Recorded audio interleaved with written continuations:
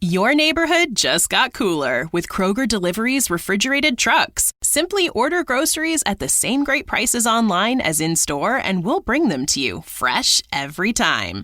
And if that wasn't cool enough, you can now earn 4 times the fuel points after 4 with your digital coupon. Choose a next-day Kroger Delivery time slot for 4 p.m. or later on Tuesdays, Wednesdays, and Thursdays. Must deliver by February 4th. Restrictions apply. See Kroger.com for details. Hey, Atlanta. Apple is open for small business. That's right. We're here to make starting and running your business simpler. With privacy and security built in on all devices, it's easy for you to protect your customers' data. And if you need hardware or software support, you'll get advice from business experts at no cost whatsoever. So you can focus more on the soup du jour and less on, the other stuff. At Apple, we're open for your small business. Go to apple.com/small business or visit an Apple store to learn more.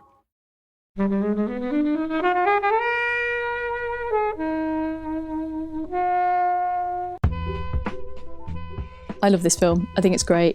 Great director, a completely mad film, iconic performances, and the legacy of Point Break is still felt now. Like there'd be no Hot Fuzz without Point Break, and it's great. It's iconic, isn't it? I would say Point Break. It's definitely, again, one of the top 50 films you have to watch. And when people say, I like Fast and Furious or whatever, I'm like, you should probably check out the original. When young boys watch this, they're like, we want to be Bodhi.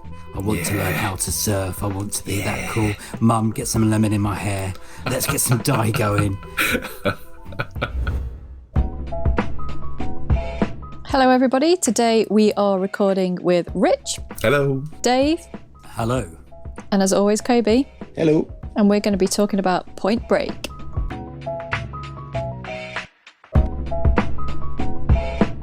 Thank you, as always, to the mighty people for the mighty, mighty tunes. And thanks to Ben from Rockwood Audio for his awesome editing skills. Please do remember to write a review and rate us on Apple Podcasts and anywhere you can do where you listen to the podcast, because it really does help us. And you can join in the conversation with us on Twitter at Flixwatcher Pod and on Instagram at Flixwatcher. Hello film fans, welcome to this episode of Flixwatcher Podcast. Joining us remotely, we have Rich and Dave. If you could please say hello to our listeners and tell them a little bit more about who you are and what you do, please. Hello, my name is Dave. I'm one half of the duo of Unequal Sequel, where we get guests and ask them for their best sequel, worst sequel, and then finally their dream sequel. Basically, we just talk sequels, and then we once in a while go off and talk about other movies. But yeah, it's a lot of fun. And we delve into sequel reviews as well on our Friday extra shows. There's no shortage of sequels, is there? It's not going to dry up. You say that, but in March there's none. What? The Batman scared everyone off. Don't believe you. There must be a sequel somewhere to something. The link we've got is Kathryn Tate's Nan movie is coming out. Yikes. Has she had a film before? No, but it's kind of a sequel to the series. We're really, dragging the bottom of the barrel here. Yeah, there's there'll be a lot of scrapey noise on that one. Are you not classing the Batman as a sequel, or what? What is a sequel for you? Actually, that's an interesting question. And using the Batman as a counterpoint to that. We've talked about it, haven't we, Dave? About the Batman. The Batman. Yeah, the Batman is the start of a new timeline, a new Batman franchise. It's got no characters from a previous film coming back, so it's a whole new entity. So we're saying that's a first, but we want to talk about the Batman, so we might say, hey, it's a Batman film, it's kind of a sequel. So we might end up talking about it, but yeah, it's not a sequel. When we were trying to get tickets to the screener, then we were all in for it being a sequel. And now that they've cancelled our tickets, it's not a sequel anymore. So, it doesn't matter. How did they cancel your tickets? Oh, when you used to apply, you're like, 2 please, and then you wait then they send you an email back going, sorry. Okay. I didn't know that. I thought they tend to give you tickets and then that's it. So you just hadn't heard back. Anyway, this is inside of baseball stuff.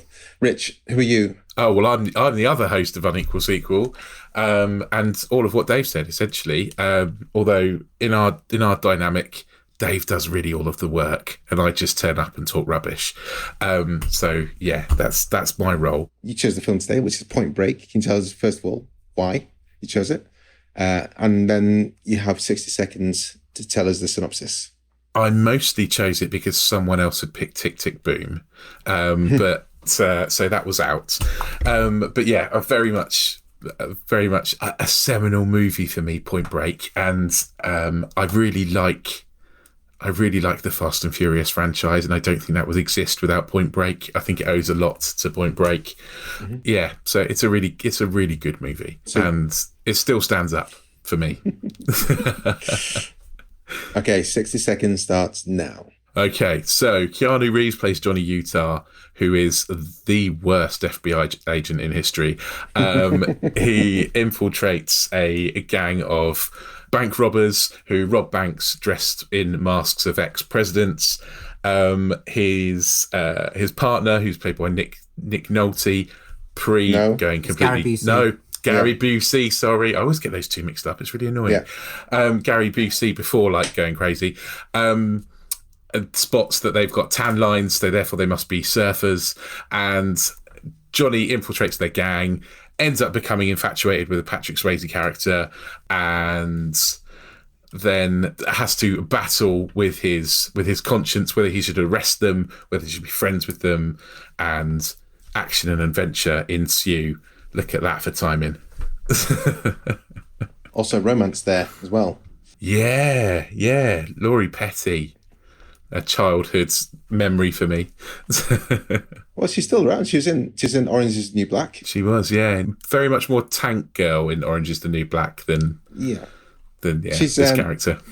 So Laurie Petty is one of the ones, you know, actors have got such a distinctive voice that they pierce through, and I was like, that's Laurie Petty. Even though I haven't seen this for ages, and I forgot that I knew that character was in it. And first of all, I was like, did they copy that character and make her into Trinity in the Matrix, or what happened there?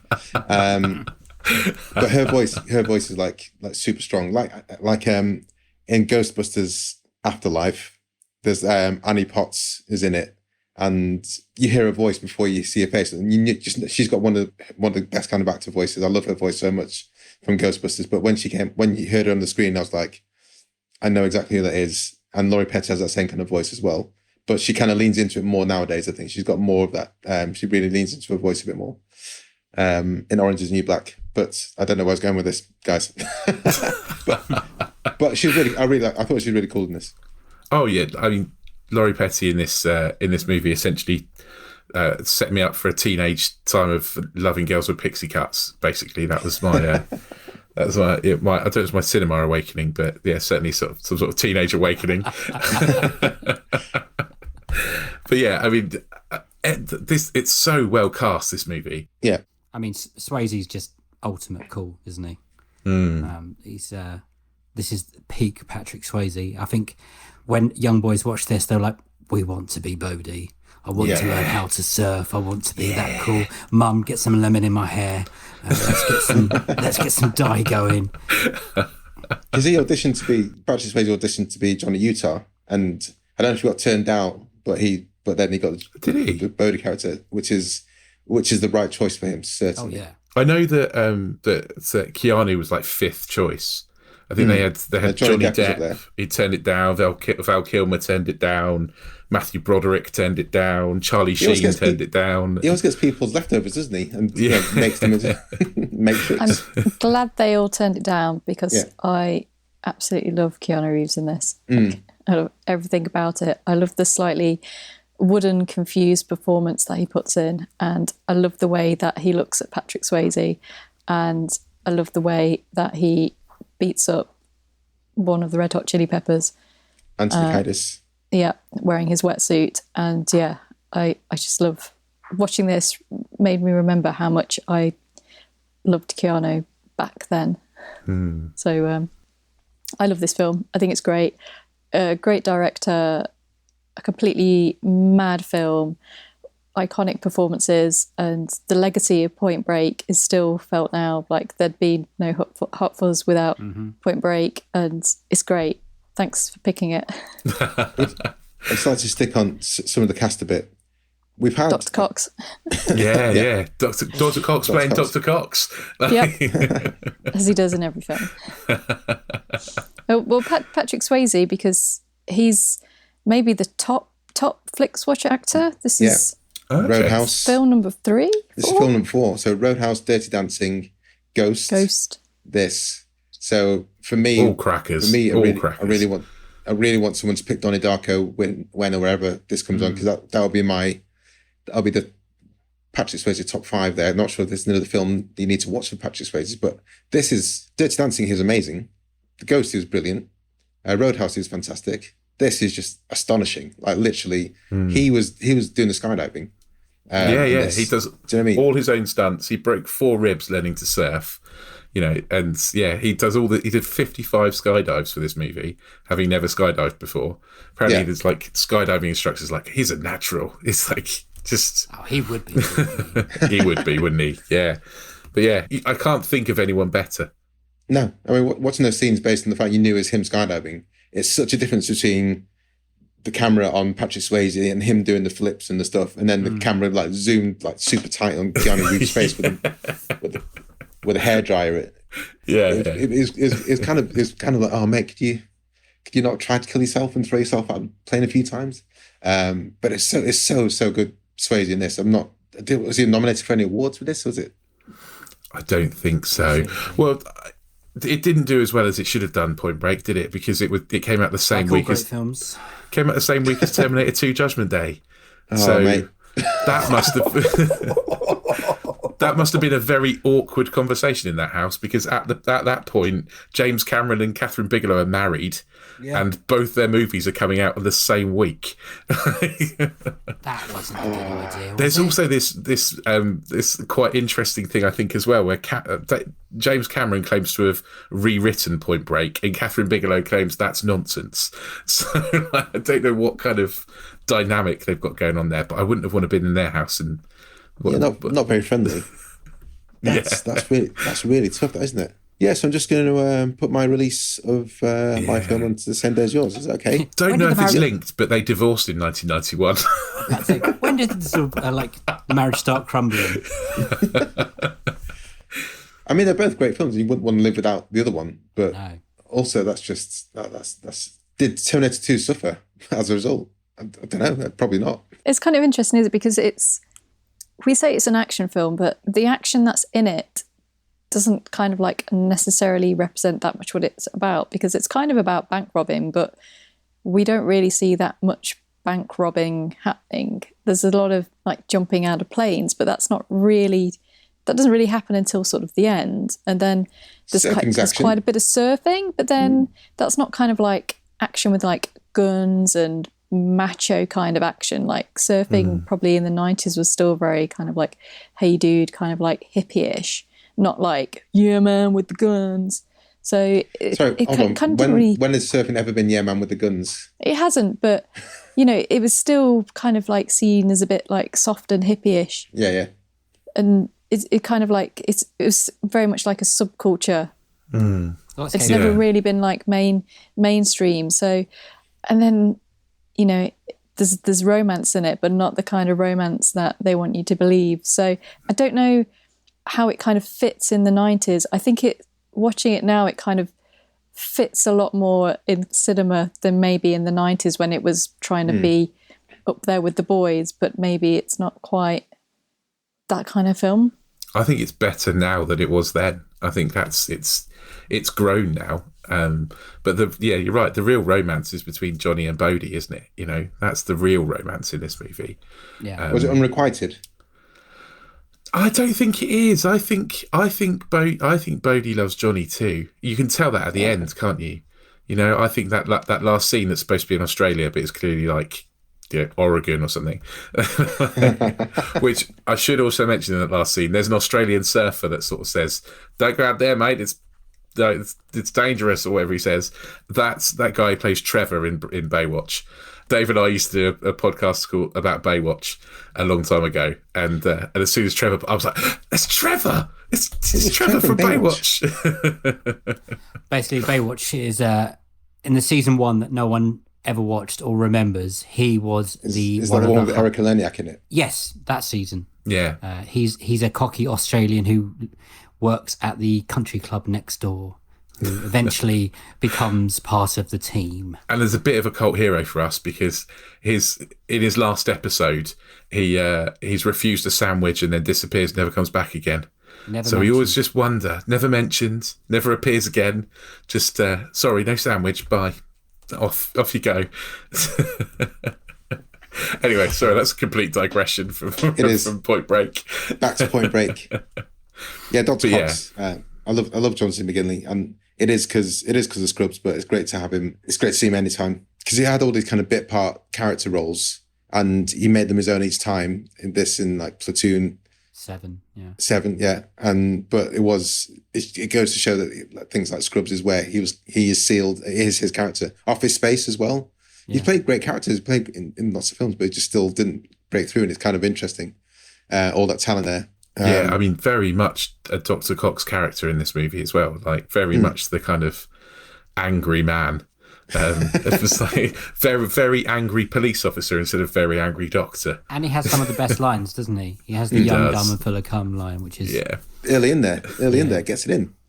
I was like, oh whoa, I haven't seen this for a while. I was like, is it that early in the film? Yeah, well done. I mean, some of the dialogue is great, bizarre. I love the deducing about their surfers with their tan lines. It just kind of occupies like a very special space in 90s. He did say it was a theory, I guess. Let's test the theory. And then the bits where they like go around cutting bits of hair off the surface to see if it's like a match to the chemicals in the water is just like... I love that. I have a problem with that. With the computer graph that brings up the follicles and the chemicals, it's just like, oh yeah. I love watching computer animations from the 90s. I do have a problem with that storyline because at the beginning, we haven't mentioned Gary Busey, who's so good in this film as well. He's like peak Gary Busey's good in this, yeah. Meatball Pappas. Sandwiches. But he, when he's talking about the people who are doing the bank robbery, he's got such high, like, he's saying they're so geniuses, they're so clever, they've never been caught, they're the best bank robbers in the world. And their first instincts is to go for the 4 most stupid surfers they see. And they're like, that's definitely them. It's definitely them. And they've just met these other 4 Patrick Swayze smarter surfers, but they completely ignore them and go for the idiots. It's the only problem I've got with the whole film. The fog of romance. The fog of love. And then turns out that one of them's Steven Soderbergh undercover. Oh, is it? He's uncredited. It's Steven Soderbergh is the undercover officer in the 4 stupid I didn't know. drug dealing surfers. Tom Sizemore. Tom Sizemore. Sorry, Tom Sizemore. You and names today is actually. It's been a long day. I'm sorry. It's been a very long day. Dave always keeps all this. Whenever we have it, whenever we record and I say something stupid, Dave always keeps it in. And whenever he says something stupid, he always cuts it out. No, that's not the best. Who is it that said that he's the worst FBI agent? Because both of them together have got some good ideas. It's a nice theory about the surfing, but then also they staked it out for maybe 8 hours and then deduced that they were the guys. It's like, I mean, he is a terrible FBI agent. Come on, let's be honest. Like he may as well paint an FBI like badge on his chest when he goes to like see them at the beach and integrate into the gang. He's just, bless him, but he's just Keanu. That's how you go undercover, isn't it? Tell him your real name. And, yes. What the fuck is that? You can tell that it was in the 90s and they didn't have Google. I thought Johnny Utah was his No, it's not, is it? No, it's his name. And that's the thing, is that Patrick Swayze knew enough about him that knew that he was like an ex-football player, but didn't know that he was in the FBI. Stopped following him at that point. My interest in you is gone. I checked the local papers. I mean, don't think about these things too much because... No, because, it doesn't spoil the movie, does it? You can suspend that little bit of belief. It's okay. Yeah, the script is definitely second to, I would say, the stunts. I mean, it's wonderfully directed. Like it's there's some beautiful shots in it. There really are. One of the things I realised is the surf scenes, because I can't surf. I've tried to surf, but it had like the amazing surf shots, but also with Keanu and someone who's like learning to surf as well, kind of made kind of think, I'll have a go at that. I'll have a go at that. Yeah, and Keanu's still surfing now. Apparently, he's took it up as a hobby after this movie, and he's still surfing. Seriously? Yeah, he learned to surf on the movie, and still doing it now. I just presumed he knew how to surf. No, none of them did. Oh, wow. Laurie Petty, Keanu, and Patrick Swayze all kind of went off on surf lessons before the movie started shooting. See, this is one of the reasons I kind of like to be an actor. I think this is probably the only reason is that you go off and learn shit: piano, dancing, like surfing, different languages. The rest of it's a bit. I'm not that big a fan of. But I mean, I could like barely stand up on the best of days, let alone surf. I tried skateboarding and that went horribly, so I didn't even try surfing. You didn't audition for Point Break as a result. must be willing to learn surfing. Nope. Sharks. I watched Jaws. It's quite right in the territorialness of surfers, because if I have been surfing and like if you do kind of like cross someone as they're trying to, then like that is a complete no-no. So you will get your leash cut and a massive punch in the face. Maybe not that, but you will get shouted at. That was a bit dark, wasn't it? Yeah, that guy was having a bad day. It was. Like those angry guys on the in the cars. Should we head to the scores, guys? Or is there anything else you want to say? I'm just glad we've avoided talking about the remake. Oh, we should talk about that. Anyone seen it? I haven't never seen it. I've never even brought myself. So we've talked about sequels with yourself. Yeah. Is there an alternative timeline where it's like a remake podcast? There definitely could be a Point Break sequel. He definitely could survive that end. There was one planned. Was there? Sorry. But it never materialised. Okay. Was Bodhi planned to come back? I don't know. I think it's just that Fox had got one planned, but it just never materialised. I mean, there is kind of like technically two remakes, but obviously one is a straight remake, but there is the other one. No spoilers. But Fast and Furious. That's the Fast and Furious, yeah. It's literally the same film, isn't it? It's pretty much the same film, yeah. But I love that too. So there you go. Is this where your love for Fast and Furious came from, Rich? No, I think talk about.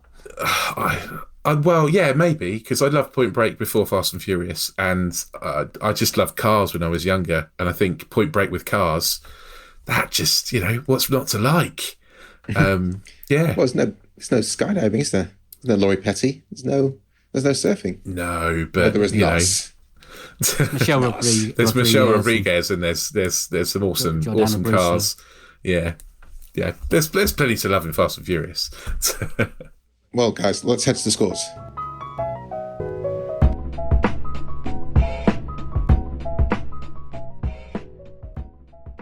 Hello, I'm Sam Pay. And I'm Martin Zoltz-Orstwick. And we are the two hosts of a podcast called Song by Song, where we listen every week to a track by the musical artist Tom Waits. You might know him for his gravelly voice, very nice, his appearance in films, but also his multi-decade spanning career involving blues, jazz, and all sorts of other kinds of experimental music. So we're basically like a book club for Tom Waits. And if that sounds like your cup of tea, you can find us at songbysongpodcast.com or wherever you get podcasts. Welcome to the Flixwatcher scores. They're always out of 5. You may have decimal places, and we'll start with you, please, Rich, with your recommendability. Well, I mean, everyone's got to watch Point Break, haven't they? They've got to. I'm probably not going to go full 5. I think 4.7, maybe. Just to kind of, leave a little bit of room for manoeuvre. Dave? Well, it's iconic, isn't it? I would say Point Break. It's definitely, again, one of the top 50 films you have to watch. And when people say, I like Fast and Furious or whatever, I'm like, you should probably check out the original. It's pretty special. Do you like surfers? Do you like Patrick Swayze? Everyone likes Patrick Swayze. And Keanu Reeves. And if you like people with great hair, it's definitely there to watch. I would say a 4 for me out of 5. I was going to say, Helen, as well, we've had Keanu on at least 4 times. We've got John Wick 1, John Wick 2, Parenthood, Always Be My Maybe. So there might be another Keanu film. Have you done Speed yet? Is that been on? Not on one, I don't think. No one's done Speed. But yeah, it is. It's Patrick Swayze and Keanu Reeves are high up there in our most repeated He's actors. done a lot of good films. Devil's Advocate is another one of my popular opinions. Someone please pick Bram Stoker's Dracula. It is on Netflix. Please pick it. Is that because you want Keanu to jump over? I just think Jump it's a over brilliant Swayze? film. Even the accent? Absolutely. My love for 90s Keanu is very strong. He's a very good-looking boy. What's your score, Helen? Not surprising, my husband had not seen this, and I recommended we should watch it together, and he said it was very good. So Didn't he say what's Point Break? yeah, Not- he did actually. When I said, "Oh, do you want to watch Point Break?" He said, "What's that?" It's like, okay. One of those moments you have to think about your life, probably. Tell him about some other films Reese hasn't seen or heard of. Like he's lived in a cave in Wales. I don't think he's seen Jurassic Park.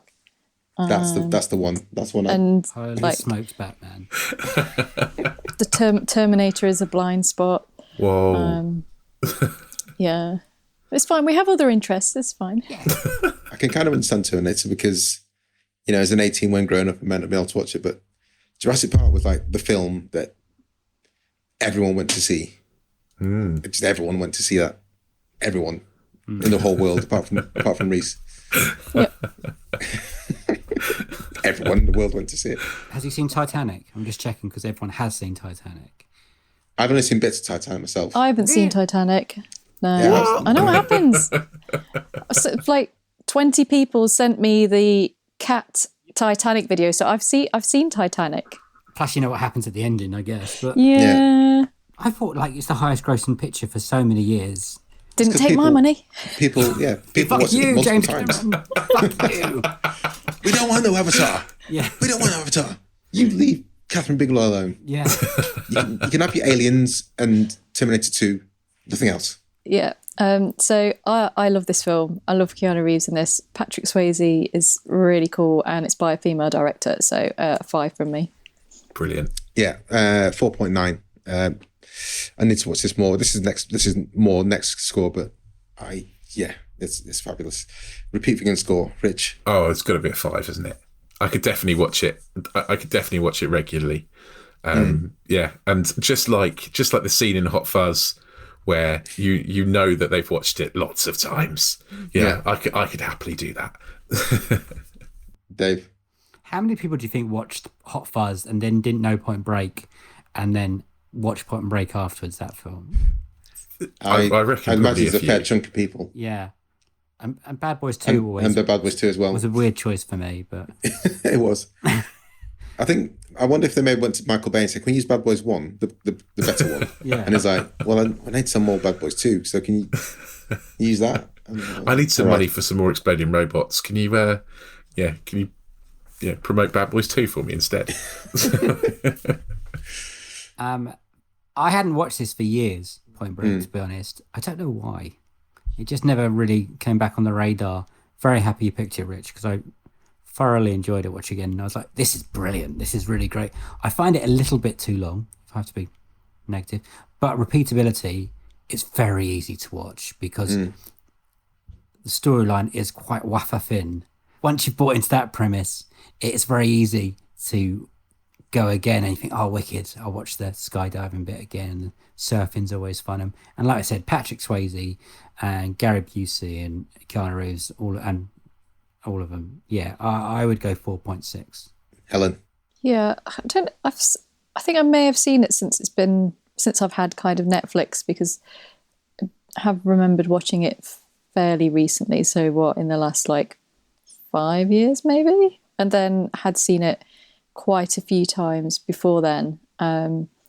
It's very easy to rewatch, and I think it still really holds up.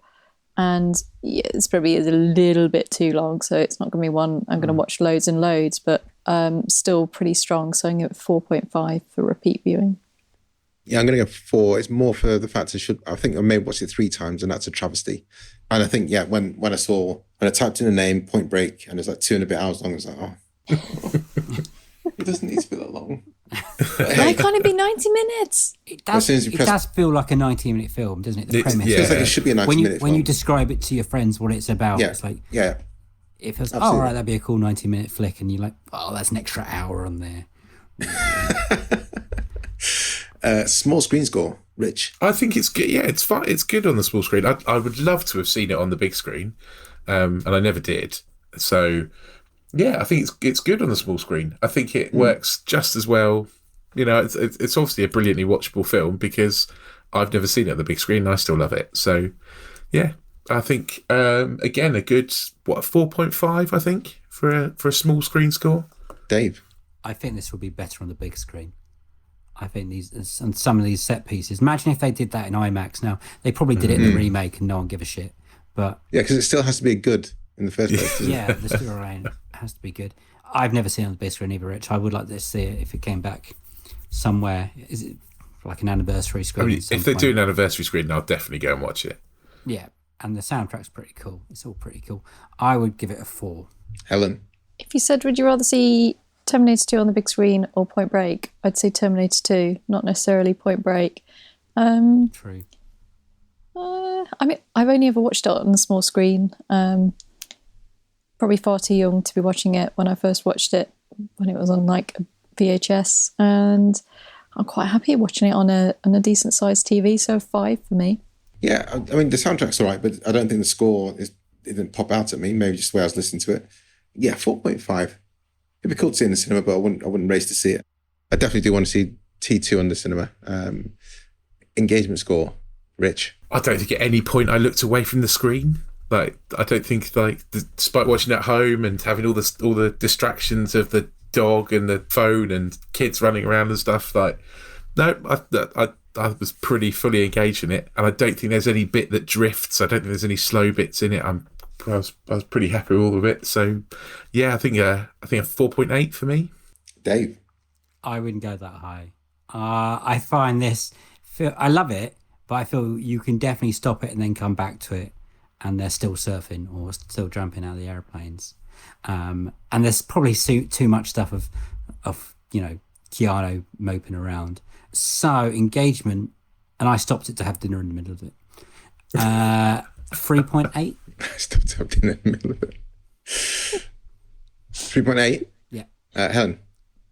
Couldn't like watch and eat in fear of like all of the action, just like, It was like causing a soup. accidental It was a choking. soup or something. I've got new sofas. Super new sofas, yeah. But surely that You're would be well-trained, high mate. engagement because you couldn't eat soup at the same time of watching because you need 100% engagement. Or is that engagement on the soup, not on the film? Oh, maybe I've attached this at the wrong point. No, I'm going to sit with it. 3.8. It's I've seen this film so many times that I don't need to be glued to the screen, and it's not like one of those where you have to kind of work out who the surfers are. You're like, we know who the gang are. We'll just wait for you to catch up on there. Yeah. Like no surprises when it's not those other surfers. So it's one like that. So I'm going to go a solid 4. Like you have to be engaged in it, but like you don't have to be like so zoned in that you'll miss things if you blink. Those other surfers are bad dudes though as well. I feel that they got unjustly maligned because they're still like 6 kilograms of crystal meth. Surely they can do them for something, can't they? In that sting. I don't know. Am I wrong? I think they were trying to catch the whole point. The whole point of having someone undercover in there was they were trying to get their bosses kind of big thing. guy, yeah. The next guy up the chain. But yeah, they weren't an great audience- guys, were they? Sorry, I've got a question. Sorry. As an audience, were we meant to expect the done for were the bank robbers at any point? Because I always thought it was obvious that Patrick Swayze and his crew were. I think even no. I think it I wasn't don't, it's kind of obvious. a weird one because it's not revealed until very much later on. I missed that. I think it was not. I think it's obvious it wasn't Anthony Kiedis and his guys, but I don't think it was super obvious that it was Patrick Swayze and his guys because we didn't actually really know that it was surfers that were the ex-presidents, did we? Well, No, that's it's just a isn't it? theory, isn't it? Yeah. Yeah. It's a And solid I don't theory, think though. they'd put the theory in the movie if they weren't going to No, I mean in follow terms through on it. in terms of how movies played out, we knew it was a surfer because that's how the movies play out. But also, it wasn't that ergo sum. It definitely is surfers, 100%. So I don't know.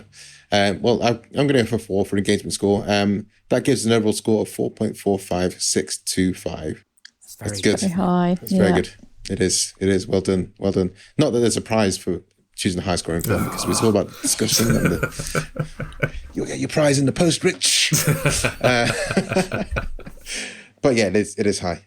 It is high. So thank you, everyone who's listening. Do follow us on Twitter. We are at FlixWatcherPod. And one of the main reasons to follow us is because we put out a little tweet ahead of recording asking for your opinions. So look out for a tweet like this. We're reviewing Point Break with Dave and Rich from Unequal Sequel. Have you seen it? Tell us your thoughts and your score out of 5 stars for an on-air shout out on this here podcast. Dave, do you want to read out one of the comments? Yeah, I can do both if you want. Got one from Alex Elliott at AlexKid11. He said, I watched this a lot as a teenager, which is probably the perfect age. What more could a young boy want? Guns, girls, bank robberies, surfing and skydiving. I watch it now to see a still sane Gary Busey on top form. 4 woes out of 5. Gary Busey was great, wasn't he? I was surprised again in this rewatch. You forget how good he was, don't you? Like that and Lethal Weapon. He's proper good on. Also from Lee Thomas at Lee Thomas 5. A 30-year-old action movie that still mostly holds up. Features iconic set pieces, a chili pepper, Dr. Cox, and a hell of a lot of testosterone. Suffers from being overlong and Keanu being the least believable special agent in any film. 3.5. A few things we talked about there, Lee. We kind of glossed over those pieces there. That's fine. Cheers, Lee. I definitely agree. It's when he bought that surfboard, and it's just like, that's not even... No, mate, come on. Anyway, guys, can you tell us where we can find you online and say goodbye to the listeners? Yep, so you can find us in all good pod shops. You can download us from anywhere you get your podcasts from. We are on Apple and Spotify and all those kind of places. And you can also find us on Twitter. We're at Unequal Sequel. You can get us on Instagram. We're at Unequal Sequel. And also, because me and Dave are off of the 90s, we have a Hotmail account, unequalsequel@hotmail.com. You can send us a little email there. And yeah, we'd love to hear from you. Awesome. Thank you very much, guys. And yes, Unequal Sequel on all your podcatcher places. Catch you later, guys. Thanks for coming on. Bye. Bye. Enjoyed this episode of Flixwatcher podcast? Why not leave us a 5-star review on iTunes? You can also follow us at FlixWatcherPod on Twitter, and we're at FlixWatcher on Instagram. Thanks as always to the mighty people for their mighty tunes, and Ben from Rockwood Audio for his awesome editing skills. If you're looking to get your podcast edited as sweet as this, get in touch with Ben, and that's Rockwood, ROKK Wood Audio. Tell them Flixwatcher sent you.